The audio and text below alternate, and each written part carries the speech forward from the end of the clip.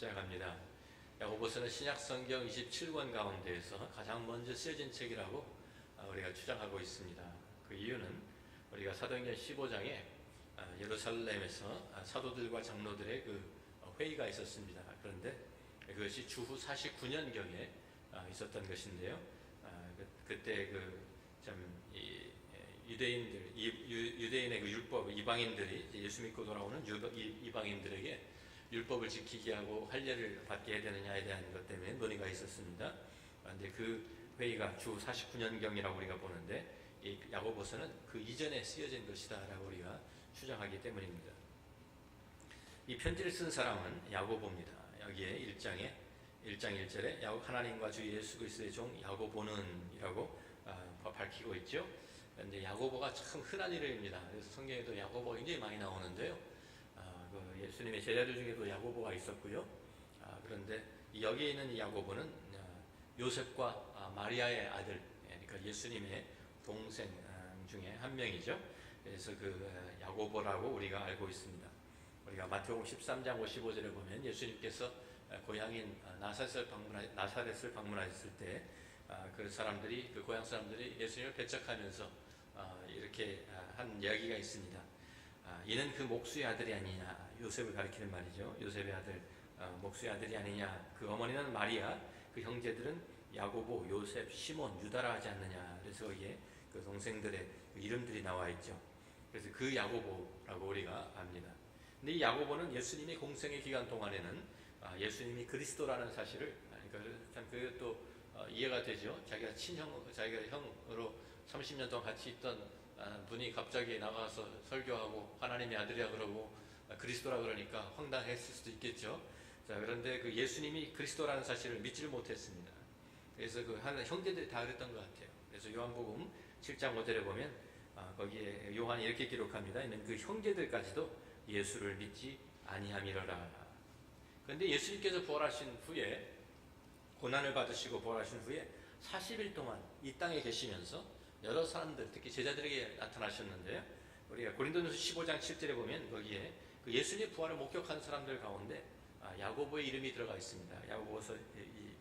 고린도전서 15장 7절에 보면 그 후에 사도들에게 보이신 후에 야고보에게 보이셨으며 라는 대목이 있습니다. 그래서 예수님께서 부활하신 후에 야고보를 만나주시고 동생들을 만나주셔서 아마 그때 예수님을 하나님의 아들로 그리스도로 고백하고 예수를 믿게 시작한 것 같습니다.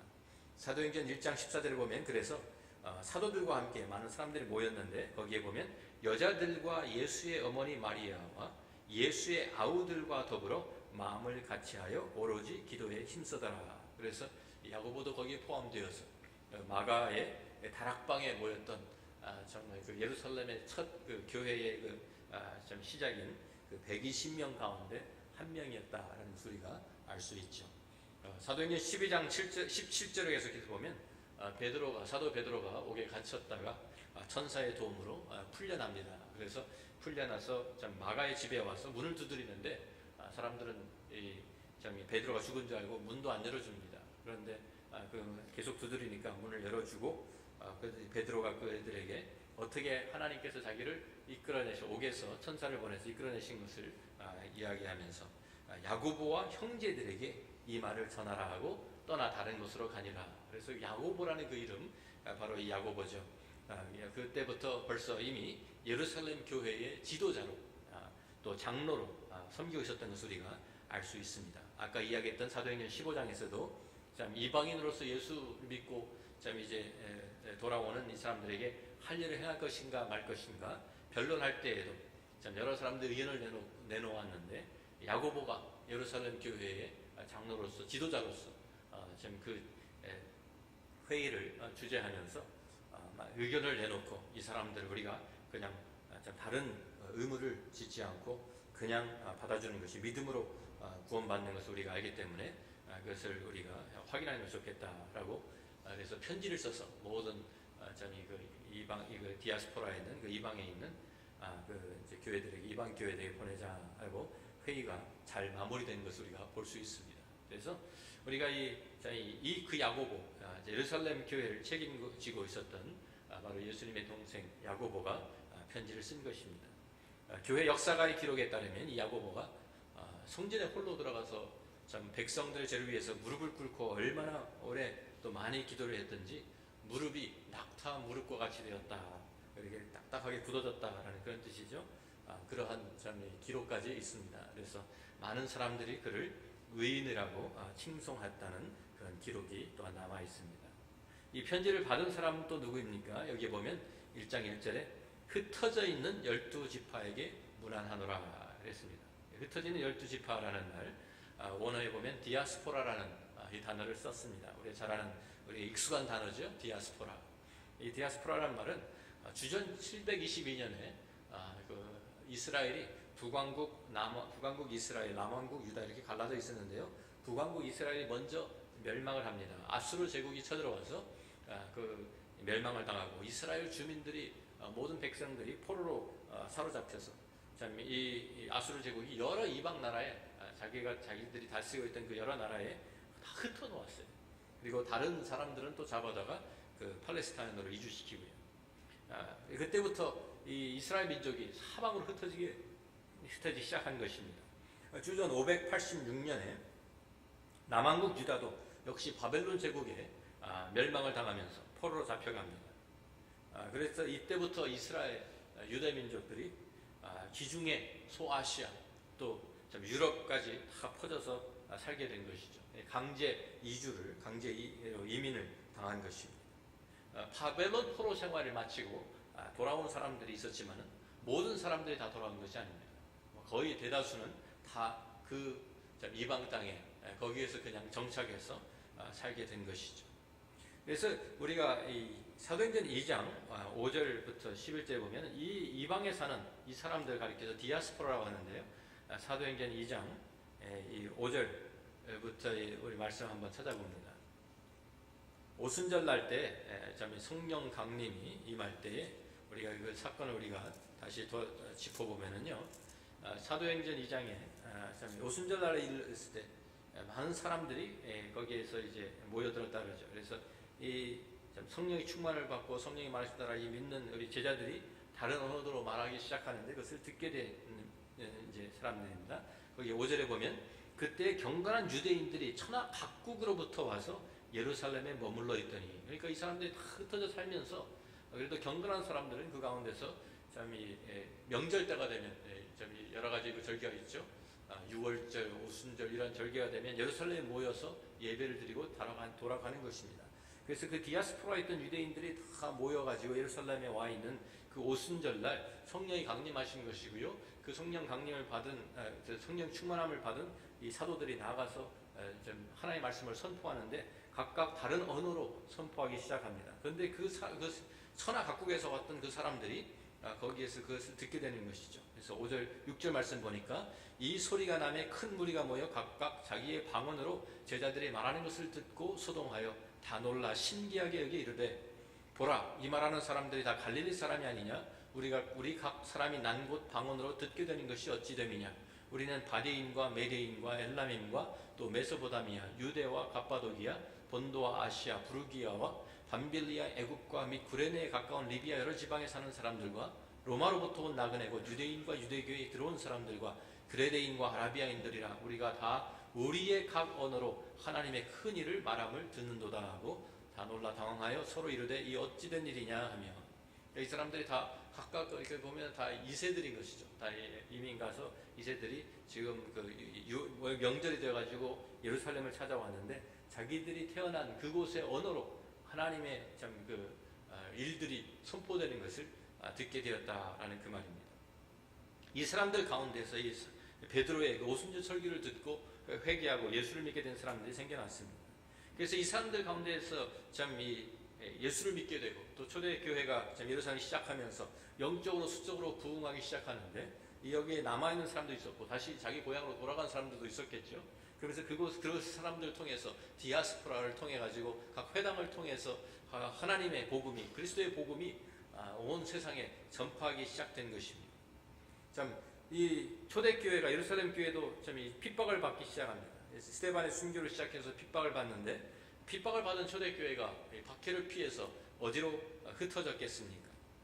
디아스포라로 복음을 가지고 간 거예요. 자기 동족을 찾아서 자기 친정을 찾아서 참 거기에서 유대에서는 거기서 핍박 때문에 살 수가 없으니까 다른 곳으로 흩어져 가지고 참 자기 그 흩어져 있는 디아스포라 흩어져 있는 그 사람들 찾아가서 거기 가서 복음을 전하고 참 거기에서 또 교회를 세우고 이렇게 한 것이죠. 그런데 박해도 역시 그 디아스포라까지 따라갑니다. 예루살렘에 그래서 거기에서도 또 예수 믿는 사람들이 참 동족들 유대인들에게 또 이방인들에게 박해를 받는 이러한 일들이 생겼습니다. 예루살렘에 남아있던 이 야고보는 바로 이 디아스포라에 흩어져 있는 디아스포라에서 핍박을 당하고 있는 유대인 크리스천들을 위해서 그들을 위로하고 격려하기 위해서 이 편지를 쓰게 된 것입니다.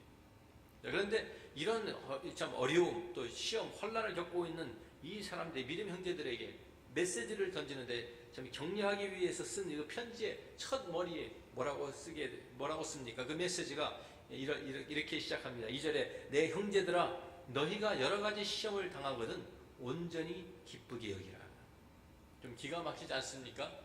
정말 지금 얻어맞고 재산도 몰수당하고 집에서 쫓겨나고 참 가족들에게 버림받고 단절되고 심지어는 죽음 앞에 서 있는 그 크리스천들에게 기쁘게 여겨라 라고 참 권면하고 있는 것입니다. 신약 성경은 믿는 우리에게 환난, 핍박, 고난, 어려움이 있을 것을 분명히 우리에게 말씀해 주고 있습니다. 많은 사람들이 예수 믿으면 복을 받는다고 하고 모든 일이 다 순조롭게 잘 풀린다라고 생각하기 쉽지만 성경은 절대 그런 약속을 한 적이 없습니다. 성경은 예수 믿으면 복을 받는 것은 맞습니다. 그런데 이 세상에서 우리가 모든 일들이 다 평탄하고 모든 것이 잘 풀리고 그런 것은 절대로 아닙니다. 도리어 반대로 우리가 예수 믿고 예수님을 따라가면 우리에게 어려움이 있고 고난이 있다는 것을 우리에게 알려줍니다. 요한복음 16장 33절에 예수님께서도 제자들에게 친히 이렇게 말씀하셨습니다. 세상에서는 너희가 환난을 당하나 담대하라 내가 세상을 이기었노라. 주님이 말씀하십니다. 환난을 당한다고 우리에게 말씀해 줍니다. 사도행전 14장 22절 말씀을 보면 사도 바울도 1차 전도 여행 때에 여러 곳을 다니면서 복음을 전하는데 핍박도 많이 받습니다. 루스드라와 더베 지방에서 복음을 전하다가 돌에 맞아서 쓰러집니다. 그래서 사람들이 돌을 쓰던 사람들이 죽었구나 하고 그걸 끌어다가 성 밖에 내에 던졌어요. 그런데 바울이 죽지 않고 다시 일어나서 다시 그 성에 들어가고 그래서 제자들을 만나서 위로하고 또 복음을 전하고 그러면서 뭐라고 얘기하냐면 우리가 하나님의 나라에 들어가려면 많은 환난을 겪어야 할 것이다 라고 가르칩니다. 사도 베드로도 베드로전서 4장 12절에 이렇게 권고합니다. 사랑하는 자들아 너희를 연단하려고는 불시험을 이상한 일 당하는 것 같이 이상히 여기지 말고 우리에게 오는 이 여러 가지 어려움, 고난, 시험 이런 것들이 절대로 이상한 것이 아니다. 어떻게 보면 이것은 당연한 것이다. 예수 믿으면 고난이 따라온다. 핍박이 있다. 어려움이 있다라는 것을 성경은 우리에게 가르쳐주고 있습니다. 본문 말씀에서 야고보도 같은 말을 하고 있는 것이죠. 너희가 여러 가지 시험을 당하거든 영어로 보면 when if가 아니라 만약에 이런 일을 당하면이 아니라 분명히 당하는데 언제인지 모르지만 분명히 너희도 당할 텐데 그럴 때 기쁘게 온전히 기쁘게 여기라 그런 말입니다. 어려움이 있다는 것까지는 우리가 그런 대로 받을 수가 있죠. 그런데 성경은 한 걸음 더 나아가서 참 환난, 핍박, 고난, 어려움이 찾아올 때 그것을 기쁘게 여겨라 우리에게 가르치고 있는 것입니다. 이것이 가능한 것인가요? 우리가 물론 이 말을 오해하면 안 됩니다. 기쁘게 여기라는 것은 환난, 또 핍박, 고난, 어려움 이 자체를 우리가 기뻐하라 그런 말은 아닙니다. 그렇게 하면 정신병자이죠. 정신병원에 가둬야 될 사람입니다. 이 말씀의 뜻은 그것이 아니라 고난과 어려움이 있지만 그 가운데서도 기뻐하겠다는 의지적인 결단을 하라는 그런 말씀입니다. 이것은 가능한가요? 이것은 우리가 올바른 신앙의 태도를 가지면 가능합니다. 어려움, 고난 가운데서도 그 가운데서 기뻐할 수 있는 그러한 능력이 또한 우리에게 주어집니다. 성경은 우리에게 많은 믿음의 선배들의 본을 우리에게 보여주고 있습니다. 사도 바울은 고린도후서 7장 4절에 이렇게 고백합니다. 내가 우리의 모든 환난 가운데서도 위로가 가득하고 기쁨이 넘치는도다. 그렇게 고백했어요. 환난이 없는 게 아니에요. 환난 가운데서도 내 안에 기쁨이 넘친다 라고 고백하고 있는 것입니다.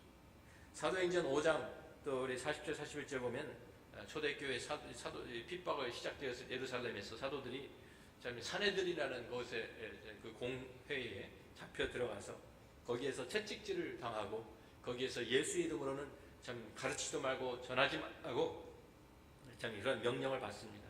그런데 사도들이 그 이름을 참 위에서 여기 뭐라고 기록되어 있냐면 그 이름을 위하여 능력 받는 일에 합당한 자로 여기심을 기뻐하면서 공회 앞을 떠나니라 기록되어 있습니다. 사도행전 16장 25절에도 우리 바울과 실라가 참 환상 가운데에서 이리로 건너 우리를 도우라 하는 마게도냐 사람의 환상을 보고 아시아에서 그 마게도냐로 건너가죠.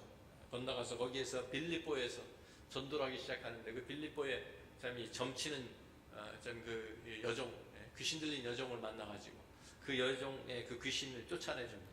그런데 그것 때문에 이제 그 능력을 잃어버린 그 주인이 이 고발을 해가지고 바울과 실라가 잡혀서 참 그 감옥에 갇혀가지고 매도 많이 맞고 참 그 옥에 갇혔는데 한밤중에 그 옥에 완전히 그 결박된 상태에서 바울과 실라가 기도하고 하나님을 찬송하며 죄수들이 듣더라고 기록되어 있습니다. 하나님께서 참 이 어려운 가운데서 고난 가운데서도 참 믿음을 잃지 않고 하나님 앞에 기도하고 찬송하는 이 바울과 실라의 그 기도와 찬송을 받으시고 옥문을 열어주세요. 옥문을 열어주신 것뿐만 아니라 전도의 문을 열어주셔서 그날 밤에 참 이 간수의 그 온 가족이 세례를 받고 예수를 믿고 참 그것에 교회가 탄생하게 되죠. 미국의 유명한 설교자 중에 한 분인 로이드 존 오길비라는 목사님이 계신데요. 참 이 그 사모님이 암에 걸려가지고 몇 차례 큰 대수술을 받고 키모테라피도 받고 방사선 치료도 받는 어려움을 좀 겪었어요. 그러니까 얼마나 힘들었겠어요. 좀 그 과정 가운데 그 가정에서 어려움을 겪고 있는데 그런 동안에 엎친 데 덮친 격으로요. 목회하던 그 교회 안에 4분 일어나가지고 정말 아무것도 할 수 없는 그러한 처지에 그가 놓이게 되었습니다. 그런데 그 목사님 나중에 간증하기를 내가 그때 가장 놀라운 발견을 했습니다. 가장 놀라운 발견한 것은 내가 기쁨을 조금도 누릴 수 없을 것 같은 그런 상황 가운데서도 기쁨을 간직할 수 있는 것이 가능하다는 사실을 내가 발견했습니다. 라고 고백합니다. 우리가 시련을 당하면서도 기뻐할 수 있어요. 성경에서 또 우리 믿음의 선배들이 우리에게 증언합니다. 우리가 시련을 당하면서 기뻐할 수 있는 이유가 있습니다. 우리 본문에는 우리가 그 시련을 당하면서도 기뻐할 수 있는 이유를 우리에게 알려주는데요. 우리가 당하는 시련은 목적이 있기 때문입니다. 하나님은 하나님의 자녀들이 목적 없는 고통을 당하는 것을 허락하지 않습니다. 우리는 이 믿음으로 이 사실을 알고 이 사실을 받아들여야 하는 것이죠. 자, 우리 물어봅니다. 하나님 전능하신 것을 여러분 믿습니까? 믿으십니까? 네. 하나님 전능하신 우리가 믿습니다. 하나님께서 이 세상 또 이 우주의 모든 것을 다 주관하고 계신 것을 우리는 분명히 믿습니다. 그렇죠? 우리가 믿습니다. 그리고 참새, 성경에서 증거하는 것처럼 참새 한 마리도 하나님의 허락 없이는 이 땅에 떨어지지 않는다는 거 여러분 믿으십니까? 믿습니다. 우리가 이 사실을 믿고 있습니다. 우리가 이 사실을 믿는다고 하면 우리에게 닥치는 어려움, 환난, 고난 이 모든 것도 하나님의 그 절대적인 주권 아래서 이루어지고 있다는 사실을 우리는 받아들여야 합니다. 믿어야 합니다. 다시 말하면 우리가 어려움을 당하지만 그 어려움 가운데서도 우리는 아직도 하나님의 사랑 가운데 있다는 사실을 우리는 믿음으로 받아들이는 것입니다. 야고보는 하나님께서 우리의 시련을 허락하시는 목적을 2단계로 오늘 본문에 설명하고 있습니다. 이것은 또한 우리에게는 시련을 당하면서 기뻐할 수 있는 이유가 되는 것이죠. 첫 번째는 믿음의 시련이 인내를 만들어낸다는 것입니다. 3절의 말씀을 다시 봅니다. 이는 너희 믿음의 시련이 인내를 만들어내는 줄 너희가 알미라. 시험을 당하는데 그 시험, 그 믿음의 시련이죠. 믿음의 시련이 첫 번째로는 인내를 만들어낸다라고 우리에게 말씀합니다. 시련이 없이는 인내가 무엇인지 배울 수가 없다는 것입니다. 인내라는 것 우리가 알기 쉽게 설명하면요, 뚝심입니다. 뚝심. 자, 우리 예를 들어 보면요, 권투 선수들이요, 권투 시합을 이제 중요한 시합을 준비하면서 여러 가지 트레이닝을 받습니다. 여러분 락키라는 영화 많이 보셨죠? 뭐 1부터 7편까지인가 하여튼 뭐 굉장히 많이 나왔죠. 근데 그 락키라는 영화를 보면은요, 이 주인공이 시합을 앞두고 계속 이제 트레이닝을 합니다. 그래서 뭐 달리기도 하고, 뭐 저기 줄넘기도 하고, 샌백도 치고, 뭐 굉장히 참 그 트레이닝을 많이 받는데, 그 중에 하나가 뭐냐면요, 맞는 연습. 그래가지고 자기 펀치력이 아무리 좋아도, 아무리 펀치가 강해도 권투라는 것이 어떤 것입니까? 붙어서 싸우는 것이기 때문에 맞게 되어 있어요. 나도 상대방을 내가 치기만 하는 게 아니라 맞게 되어 있어요. 그러니까 내가 아무리 펀치가 강해도 맞는데 약하면 한 방에 나가 떨어질 수 있잖아요. 그러니까 맷집이 좋지 않으면 견디지 못하니까 그냥 그 맞는 연습, 자기 맷집을 키우기 위해서 그 맞는 것도 트레이닝을 하고 있는 거예요. 권투 시합 가운데 유명한 그 무하마드 알리하고 조지 포먼의 시합이 있었습니다. 그런데 그 아프리카에까지 가서 이제 시합을 하죠. 경기를 했죠. 근데 시합 내내 예선과는 달리 알리가 완전히 방어 자세를 취하고 맞기만 했어요. 항상 무하마드 알리가 떠버리는 게 뭡니까? 나는 나비같이 날아가지고 벌같이 쏜다고 그렇게 자랑하던 그 무하마드 알리가 그 시합에서는요, 초반부터 자기 로프에 딱 기대가지고요, 로프에 기대가지고 이 가드를 다 올리고 그냥 그 조지 포먼이 치는 펀치를 다 맞았어요. 그러니까 방어만 했어요. 그런데 그러다가 조지 포먼이 치다가 좀 지쳐 쉬면은 또 내리고 빨리 와서 또 치라고, 그리고 또 맞고 이러면서 그냥 몇 라운드를 견디는 거예요. 그러다가 조지 포먼이 너무 힘이 빠져가지고 기운이 다 빠지니까 그때 그냥 한 방에, 회심의 한 방을 먹여가지고 KO승을 이기고 승리를 합니다. 시련이라는 것, 맞는 연습이에요. 간단하게 이해하면. 시련이 인내를 만들고 그 인내, 시련이라는 것이 우리 믿음의 뚝심을 기르기 위해서 맞는 연습을 하는 것이다 생각하면 됩니다. 우리가 시련을 당하면 기뻐할 수 있는 첫 번째 이유가 이것을 통해서 나의 믿음이 점점 좀 강해지는 스테잉 파워가 있는 그러한 믿음으로 자라난다는 것입니다.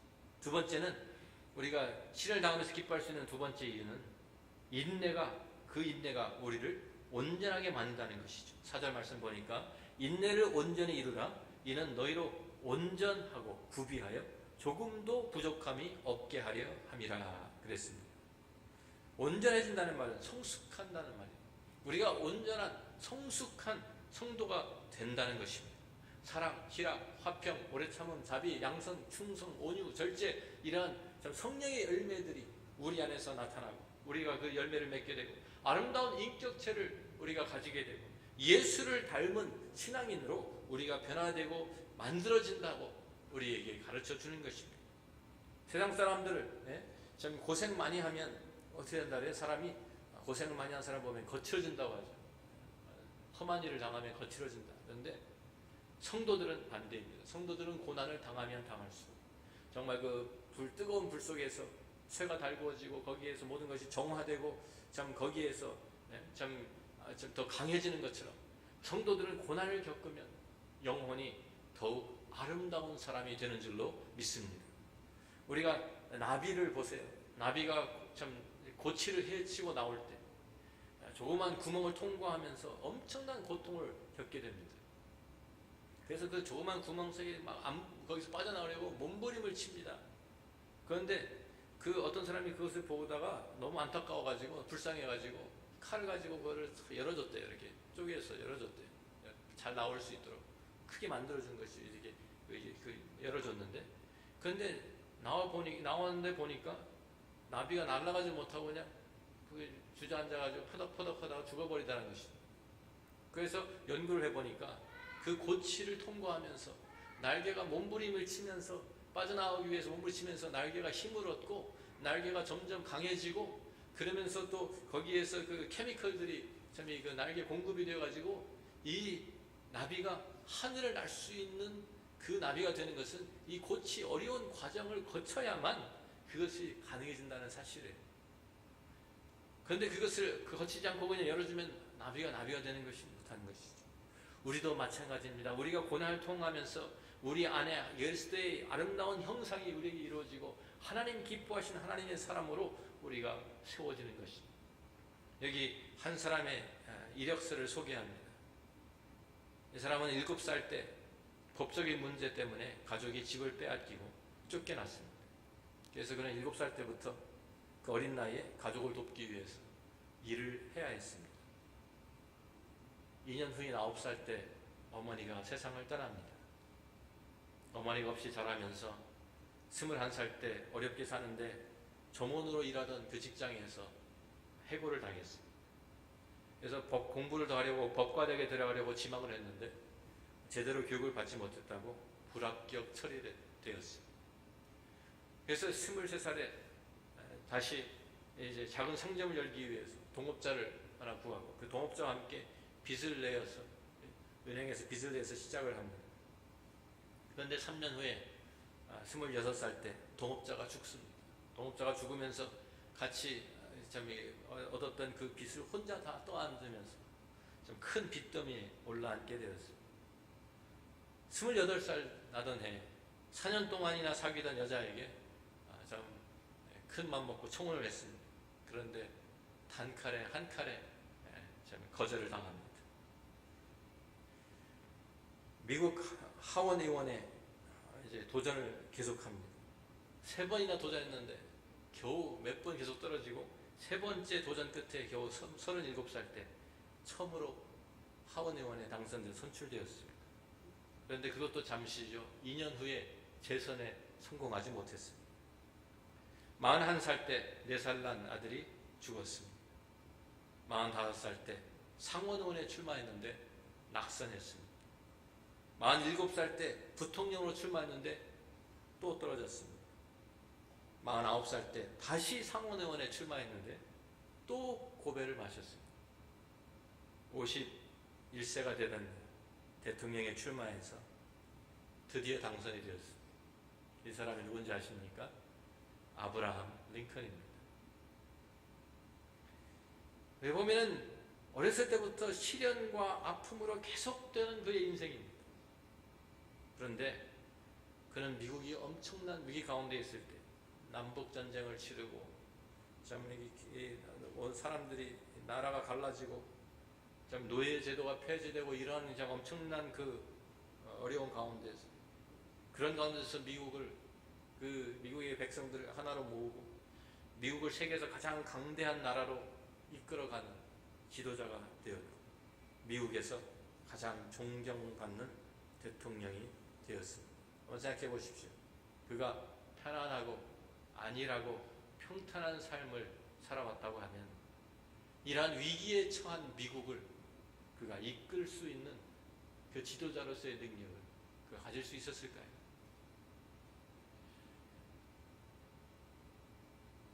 우리도 디아스포라에 살고 있는 사람들입니다. 우리는 이 세상 속에 흩어져 살고 있는 하나님 나라의 백성들입니다. 우리가 이 세상에 살고 있는 동안에는 계속해서 어려움이 있을 것입니다. 환난도 있고 핍박도 있고 고난이 있습니다. 그렇지만 무엇이 더 중요합니까? 한번 자신에게 물어보세요. 이 세상에서 그냥 편안하고 안락한 삶을 살다가 그냥 편안하게 이 세상을 떠나는 것이냐, 아니면 그리스도의 형상이 내 안에서 온전히 이루어지는 것입니다. 우리가 하나님께서 우리를 향하신 이 목적을 바라볼 때 우리는 우리에게 닥치는 시련도 기쁘게 여길 수 있다는 말입니다. 우리는 다 하나님의 절대적인 주권을 믿죠. 우리가 당하는 이 모든 어려움, 환난, 고난도 하나님의 주권 아래에 있음을 우리가 분명히 믿습니다. 그렇다고 하면 전능하신 하나님의 그 사랑의 손길이 바로 이 시련을 통해서 나의 인내를 만들어내고 그 인내가 나를 그리스도 안에서 성숙한 예수의 제자로 빚어가고 있다는 사실을 우리가 믿어야 합니다. 믿으십니까? 믿어야 합니다. 시련이라는 것은 나를 아름다운 하나님의 사람으로 성장시키는 하나님의 도구일 뿐인 것을 우리는 믿어야 합니다. 바로 그 하나님, 나를 사랑하신 하나님, 실수가 없으신 그 하나님의 손에 우리 자신을 맡기면서 주님과 함께 승리하시는 여러분이 다 되시기를 주 이름으로 축원합니다. 기도합니다.